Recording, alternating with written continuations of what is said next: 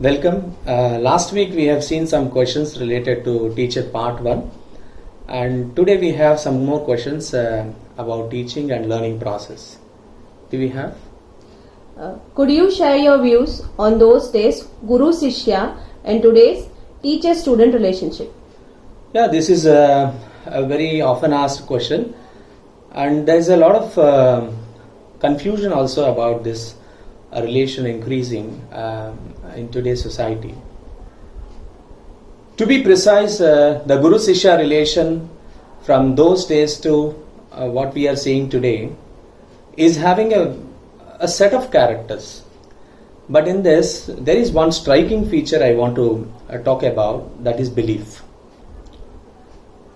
Earlier days, this belief is in a greater component, but when it comes to these years, these days of teaching and learning process, unfortunately, this is fading out from our system. The reasons are many. We are not saying now about the reasons, but let me quote with an example. One day I was giving a lecture and I was talking about the belief between teacher and student. Suddenly one student stood up and asked me a question.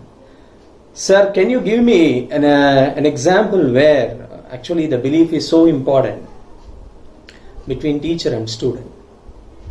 Or in other words, what is a belief? I asked him where you belongs to. He told, sir, I belongs to a remote town, a municipality.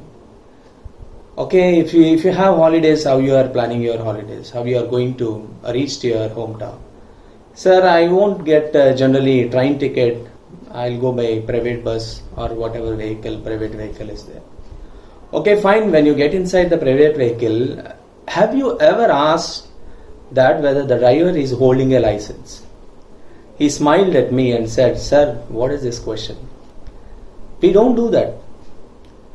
We just go with our bag or luggage. We'll go inside and we'll throw our luggage a corner and we'll relax our journey.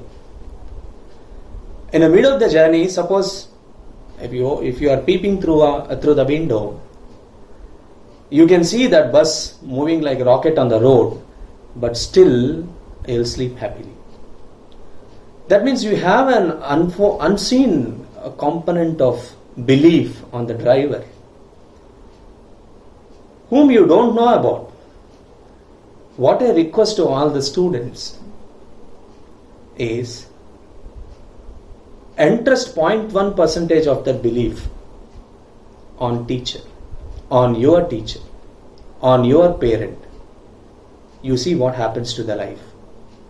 So this is mainly the concern, growing concern when it comes to the paradigm shift you can see from earlier days of Guru-Shishya relation and today's teacher-student relation.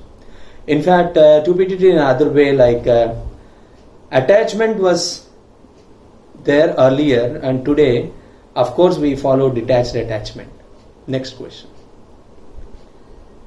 There is another question, sir. Can you clarify on most of the often spoken sentence, professional ethics are taught in classroom, but rarely found in society? Yes, of course, indeed. Professional ethics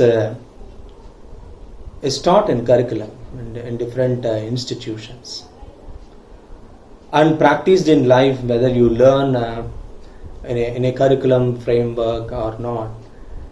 It is something very, very generic to an individual. Fortunately, I have grown by seeing stalwarts in teaching. When you are asking this question, I'm fortunate to remember my gurus, my great gurus, so-called stalwarts in teaching, Professor Subramaya sir, Professor T.V. Shastri sir, my chemistry teacher, where we admired a lot.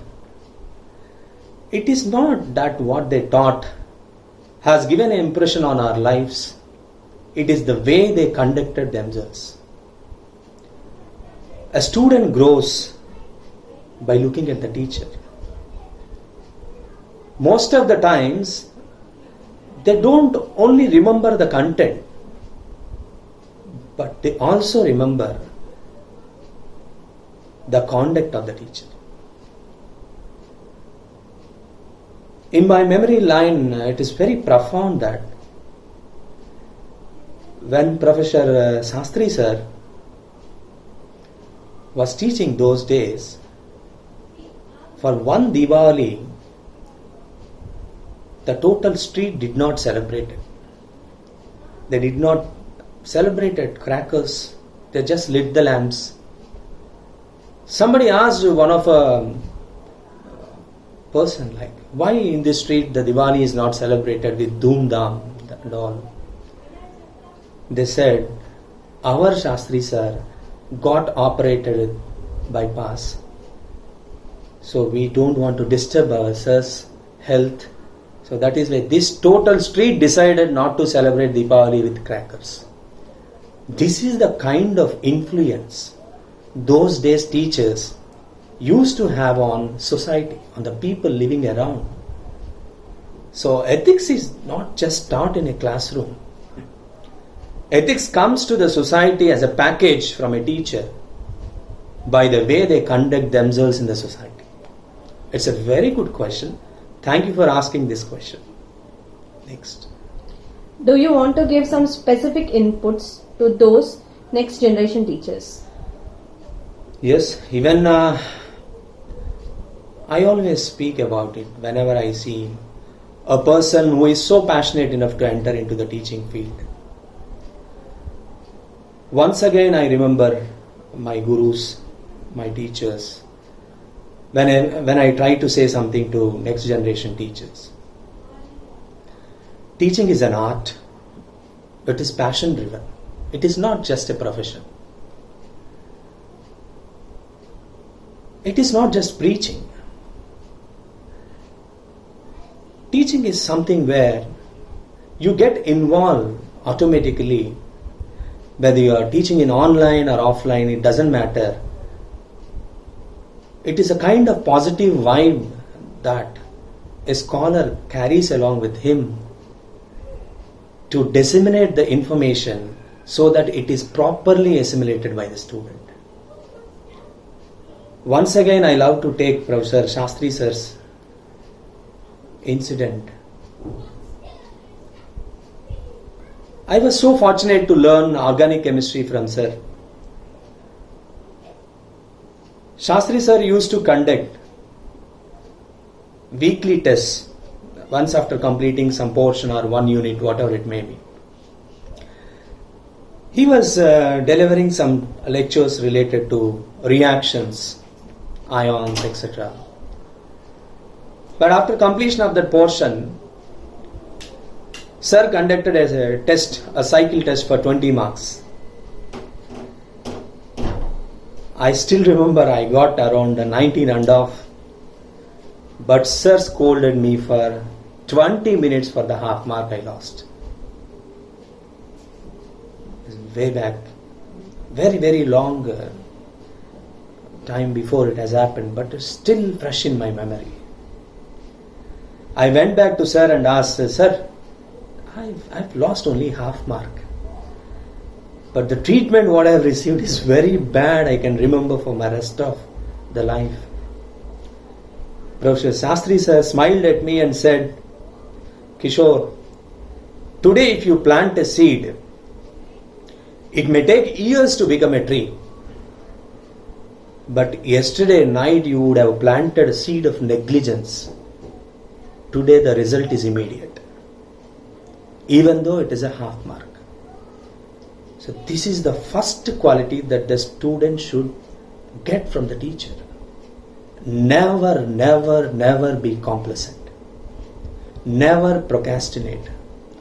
Never show any trace of negligence when you are preparing and performing.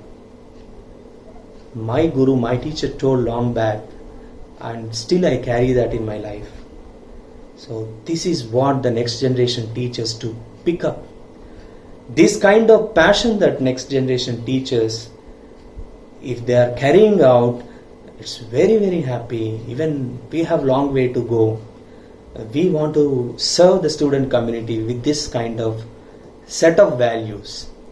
That is why teaching profession is an art. It's a divine art and it's very, very noble and very, very good to be a teacher to a wonderful set of students. Yes, there is a small request from my side to all the parents who are watching this video. Please talk to your children about your teachers.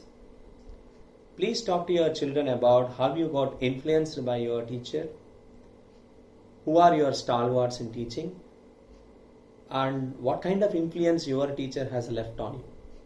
This is so important to carry forward to the next generation. So this is how our series is going on.